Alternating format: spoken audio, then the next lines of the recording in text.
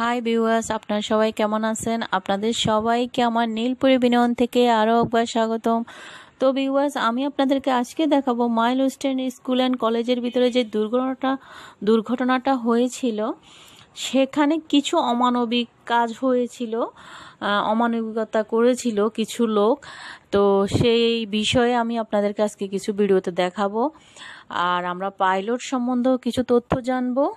তো ভিউয়ার্স, দেরি না করে আমরা ভিডিওটি দেখি, চলুন ভিউয়ার্স। উত্তরার বিধ্বস্ত বিমানটির পাইলট ছিলেন লেফটেন্যান্ট তৌকির ইসলাম সাগর। সোমবার 21শে জুলাই দুপুরে বিমান বিধ্বস্ত হওয়ার পর দুর্ঘটনাস্থলে মাইলস্টোন স্কুলের আহত শিক্ষার্থীদের একের পর এক বের করে হাসপাতালে পাঠানো হলেও পাইলটের সর্বশেষ অবস্থা কী সেই সম্পর্কে নানা ধরনের তথ্য পাওয়া যায়। সামাজিক যোগাযোগ মাধ্যমে কেউ কেউ বলেন তিনি মারা গেছেন, কেউ বা আবার বলেন তিনি হাসপাতালে চিকিৎসাধীন অবস্থায় আছেন। সোমবার 21শে জুলাই দুপুর 1:06 বিমানটি উড্ডয়ন করে, কিন্তু উড্ডয়নের কিছুক্ষণের মধ্যেই সেটি নিয়ন্ত্রণ হারিয়ে মাইলস্টোন স্কুল অ্যান্ড কলেজ প্রাঙ্গণে বিধ্বস্ত হয়। ঘটনাস্থলে আগুন ধরে যায়, বিকট বিস্ফোরণে এলাকা কেঁপে ওঠে এবং স্কুল ভবনের একাংশ ক্ষতিগ্রস্ত হয়। আইএসপিআর অন্তঃবাহিনী জনসংযোগ পরিদপ্তর একটি বিবৃতিতে দুর্ঘটনার সত্যতা নিশ্চিত করেছেন। Taukir Rajshahi laboratory school and কলেজের 7ম শ্রেণী পর্যন্ত লেখাপড়া করেন, পরে পাবনা ক্যাডেট কলেজে ভর্তি হন। তৌকির ইসলাম সাগরের গ্রামের বাড়ি চাঁপাইনবাবগঞ্জের কানসাট এলাকায়, তবে তার পরিবার রাজশাহী উপশহরের সপুরা এলাকায় আশ্রয় নামক একটি বহুতল ভবনে ভাড়া থাকতেন। সেখানে তৌকিরের বাবা তাহারুল ইসলাম, মা সালেহা খাতুন, বোন সৃষ্টি ও বোন জামাইয়ে থাকতেন। কুর্মিটোলা থেকে বিমান বাহিনী ঘাঁটিতে উড্ডয়নের পর তৌকিরের বিমানে যান্ত্রিক ত্রুটি দেখা দেয়। বড় ধরনের ক্ষয়ক্ষতি এড়াতে ফ্লাইট লেফটেন্যান্ট তৌকির যুদ্ধবিমানটিকে গণবসতি এলাকা থেকে জনবিরল এলাকায় নেওয়ার সর্বোচ্চ চেষ্টা করেন। তবে দুর্ভাগ্যবশত যানটি ঢাকার দিয়াবাড়িতে মাইলস্টোন স্কুল অ্যান্ড কলেজের দোতলার একটি ভবনে দুর্ঘটনায় বিধ্বস্ত হয় বলে আইএসপিআর-এর ভাষ্য। দুর্ঘটনার পরপরই ফায়ার সার্ভিস, আইনশৃঙ্খলা রক্ষাকারী বাহিনী ও উদ্ধারকারী দল ঘটনাস্থলে পৌঁছে আগুন নিয়ন্ত্রণে আনে এবং হতাহতদের হাসপাতালে পাঠানো হয়।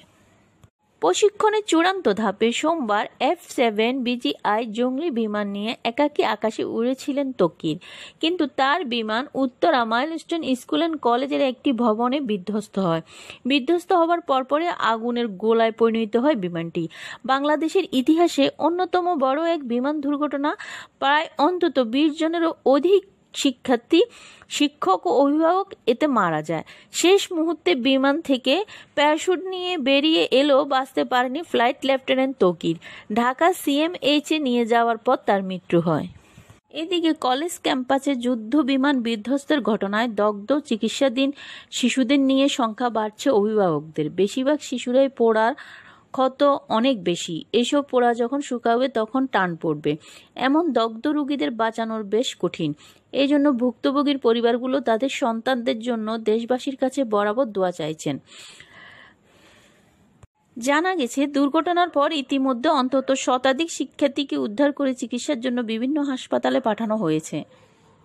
এর আগে সোমবার দুপুর 1:18 দিকে উত্তরার দিয়াবাড়ির মাইলস্টোন স্কুল অ্যান্ড কলেজ ক্যাম্পাসে বিমান বাহিনীর F-7 বিজিআই মডেলের প্রশিক্ষণ বিমানটি বিধ্বস্ত হয়। আছড়ে পড়ার সঙ্গে সঙ্গে বিমানটিতে আগুন ধরে যায়। বিমানটিতে ছিলেন ফ্লাইট লেফটেন্যান্ট তৌকির। আইএসপিআর জানিয়েছে, বাংলাদেশের বিমান বাহিনীর F-7 বিজিআই প্রশিক্ষণ বিমানটি উত্তরায় বিধ্বস্ত হয়। বিমানটি দুপুর 1:06 উড্ডয়ন করেছিল এবং এর 12 মিনিটের মাথায় 1:18 উত্তরা মাইলস্টোন স্কুল অ্যান্ড কলেজের উপর বিধ্বস্ত হয়। এই জন্য ভুক্তভোগীর পরিবারগুলো তাদের সন্তানের জন্য দেশবাসীর কাছে বারবার দোয়া চাচ্ছে। প্রিয় সন্তানকে বাঁচাতে কেউ কেউ নফল নামাজ পড়ছেন, মহান আল্লাহর দরবারে পান ভিক্ষা চাইছেন। বুধবার 23শে জুলাই আরও একজনের মৃত্যুর খবর এসেছে। এ নিয়ে মৃত্যুর সংখ্যা বেড়ে দাঁড়িয়েছে 32 জনে। যদিও স্বাস্থ্য অধিদপ্তর বলছে মৃতের সংখ্যা 29। শুরু থেকে মৃতের সংখ্যা নিয়ে 2 ধরনের তথ্য পাওয়া যাচ্ছে। এতে জনমতে দেখা দিয়েছে বিভ্রান্তি। কেউ কেউ মরদেহ লুকিয়ে ফেলার অভিযোগও তুলেছেন। যদিও সরকারের পক্ষ থেকে এ ব্যাপারে স্পষ্ট জানিয়ে দেওয়া হয়েছে এমন কোনো সুযোগ নেই। আমি সত্যি বলতে কি এটুকু বলবো যে যারা দেখতে আসছে, যারা এই কাজগুলো করলো, তারা মানুষ না, তারা মানুষের ভিতরে পড়েও। রিক্সা ভাড়া এখান থেকে মনসুর আলী মেডিকেল ভাড়া 40 টাকা, সেখানে 150 টাকা চাইছে। সিএনজি ভাড়া 1000 টাকা। কোন মাক্কেলা 1000 টাকা চাইছে? তাদেরকে বলেন যারা আহত নিহত হয়েছে, যারা মারা গেছে তাদেরকে 10 কোটি টাকা করে দিয়েছে, আর যারা পুড়ে গেছে তাদেরকে 1 কোটি টাকা করে দেওয়া হয়েছে। তাদের বাচ্চাকে এখানে পুড়ে তারপরে যাইতে বলুন, ওখানে এমনি টাকা দিয়ে দিবে, সরকার টাকা দিয়ে দিবে। হ্যাঁ, বাধ্যতামূলক কোচিং করতে হয়, তারপরে পড়ানো শিখে আসলে ডিটেনশন ক্লাস করতে হয়। ও ওখানে শিক্ষার্থীগুলা অনেকেই বাবা মার অপেক্ষায় ছিল, অনেকে ডিটেনশন ক্লাস করছিল, অনেকে কোচিং করছিল। তো তখনই আর ওখানে টোটাল শিক্ষার্থী ক্লাস করে 783 জন। তো সবাই তো আর ছিল, আমরা বলছি না সবাই ছিল, কিন্তু আমরা এটা জানতে চাইছি যে কয়জন ছিল, কয়জন ছিল না, সেই লিস্টটা কয়জন মারা গেছে, কয়জন বেঁচে আছে, কয়জন নিখোঁজ, এই রিপোর্টটা যদি আমাদের দেওয়া হয় তাহলেই তো হয়ে যায়। কলেজ কর্তৃপক্ষ বলে 29 জন, টিভি নিউজ চ্যানেলে আমরা দেখি 35 জন। তাহলে আপনাদের কাছে প্রশ্ন, 6 জন কি কবর থেকে বের হয় তাদের মা বাবার কাছে ফিরে আসছে? কখনোই না। আপনারা সঠিক তথ্যটা দেন, আমরা সঠিক তথ্যের জন্য বসে আছি। এদিকে আন্তঃবাহিনীর জনসংযোগ পরিদপ্তর আইএসপিআর এর ঘটনার দিন সোমবার জানিয়েছিলেন এই ঘটনায় 171 জন আহত হয়েছেন। তবে এর একটি বড় অংশ ইতিমধ্যে বিভিন্ন হাসপাতালে চিকিৎসা নিয়ে বাসায় চলে গেছেন। বাকিদের একটা বড় অংশ এখনও জাতীয় বার্ন ও প্লাস্টিক সার্জারি ইনস্টিটিউটে চিকিৎসাধীন। বার্ন ইউনিটের ছাত্রী 8ম শ্রেণীর তানিয়া হকের বাবা হাফিজ উদ্দিন এমনটি জানালেন। ইশারায় শরীরের যন্ত্রণা বোঝানোর চেষ্টা করে, অপলক তাকিয়ে থাকে, একটু নড়তে পারছে না। বাবা হিসাবে এই দৃশ্য দেখার মতো না। এদিকে রাজশাহীতে তৌকিরের আত্মীয় স্বজনরা রাজশাহীর বাসা আসতে শুরু করে। কিছু পরে সেখানে ভিড় করেন সাংবাদিকরাও। বাসার মালিক আতিকুল ইসলাম সাংবাদিকদের বলেন, তৌকির ইসলাম সাগর প্রথমবারের মতো একা প্রশিক্ষণ বিমান চালাবেন। এই খবর পুরো পরিবারের সদস্যরা আনন্দিত ও উচ্ছ্বসিত ছিলেন। দুপুরের পর তারা বিমান বিধ্বস্তের খবর পান। সেই সময় জানতে পারেন সাগর ঢাকা সিএমএইচ এ চিকিৎসাধীন। তিনি জানান, সাগরকে দেখতে পরিবারের সদস্যরা বিমানে ঢাকা যাওয়ার ইচ্ছা পোষণ করলে বিমান বাহিনীর পক্ষ থেকে হেলিকপ্টার ব্যবস্থা করা হয়। বিকাল 4:30টার দিকে র্যাবের একটি মাইক্রোবাস করে বাসা থেকে তাদের রাজশাহী শাহ মখদুম বিমানবন্দরে নিয়ে যাওয়া হয়। সেখান থেকে তারা ঢাকার উদ্দেশ্যে রওনা করেন। মাইল স্টোরের 4র্থ শ্রেণীর ছাত্রী দগ্ধ সামিয়ার বাবা আব্দুর রহিম ঢাকা সাংবাদিকদের বলেন, আমার মেয়ে শ্বাসনালী পুড়ে গেছে। যদিও তার শরীরের পোড়া অংশ মাত্র 25% বলছেন ডাক্তার, কিন্তু সে কথা বলতে পারছে না। আমার মেয়ের জন্য সবাই দোয়া করবেন, সে যেন সুস্থ হয়ে ওঠে। তৌকির রাজশাহী সরকারি ল্যাবরেটরি স্কুল 7ম শ্রেণী পর্যন্ত পড়াশোনা করেছেন। এরপর পাবনা ক্যাডেট কলেজ থেকে পড়াশোনা শেষ করে তিনি বাংলাদেশ বিমান বাহিনীতে যোগদান করেন। তার ভাই ব্যবসা করেন। গত বছর তৌকির ইসলাম বিয়ে করেছিলেন। তার স্ত্রী ঢাকার ব্র্যাক ইউনিভার্সিটির শিক্ষক। বিমান দুর্ঘটনার 1 বছর আগেই বিয়ে করেছিলেন ফ্লাইট লেফটেন্যান্ট তৌকির। এদিকে বাবা মোহাম্মদ হাফিজ উদ্দিন বলেন, পুরো শরীরে ব্যান্ডেজ, মেয়েটার হাত পা মুখ সহ সবকিছু পুড়ে গেছে। সবচেয়ে ক্ষতিগ্রস্ত হয়েছে শ্বাসনালী। ডাক্তার বলেছে 48 ঘন্টা না গেলে কিছুই বোঝা যাবে না। এই অবস্থায় মেয়েকে কি বলে সান্ত্বনা দেব? এদিকে হাফিজ উদ্দিন বলেন, সে কথা বলতে পারছে না। কাছে গেলে পোড়া হাতের দিকে তাকিয়ে আঙুল নাড়ানোর চেষ্টা করে, ইশারায় শরীরের যন্ত্রণা বোঝানোর চেষ্টা করে, অপলক তাকিয়ে থাকে। এই দৃশ্য দেখার মতো না। বাবা হিসেবে আমি এই দৃশ্য দেখতে পারছি না। শুধুমাত্র সামিয়ার বাবা আব্দুর রহিম, তাসনিয়ার বাবা হাফিজ নন, তাদের মতো অনেক অভিভাবকরাই দেশবাসীর কাছে দোয়া চাচ্ছেন। তারা আশাবাদী তাদের সন্তান সুস্থ হয়ে ফিরবে, আবারও পড়াশোনা মনোনিবেশ করবে। জানি না কয়জনের কাছে আমার এই ভিডিওটি পৌঁছাবে। বিশ্বাস করেন, সারা রাত ঘুমাতে পারিনি। মাইলস্টোনের ছোট ছোট কোমলমতি শিশু বাচ্চাদের সেই ভিডিও, সেই ছবিগুলো আমাদের বিবেককে নাড়া দিয়ে উঠে, চোখের ঘুমগুলো কেড়ে নিল।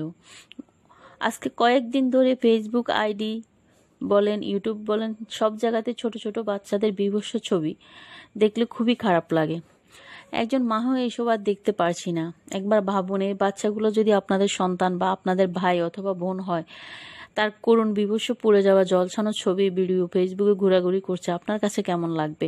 খুবই খারাপ লাগবে, কলিজাটা ছিঁড়ে যাবে। প্লিজ আপুরা, ভাইয়ারা, সবার কাছে একটাই অনুরোধ, এইসব বিভৎস ছবি ভিডিও পেজ আইডি থেকে ডিলিট করে দিন। এগুলো দেখে সহ্য করার মতো না। পুরের প্রশ্ন, আমি বাঁচব কিনা।